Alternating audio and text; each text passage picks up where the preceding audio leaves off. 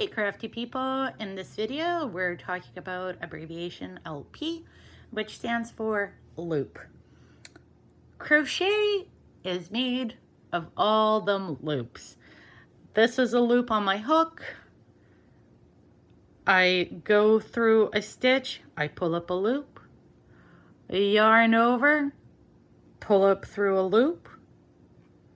All of those are loops. Generally speaking, when you encounter this abbreviation, it tends to come up when somebody's explaining a particular stitch to you. So for instance, here I've got a swatch of extended single crochet. So how would I explain how to make it?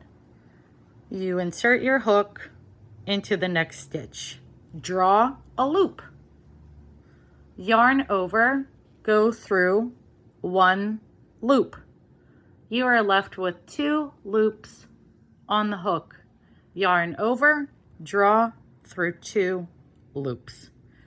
So that's it. LP just stands for loop and is generally used to explain a technique of a stitch.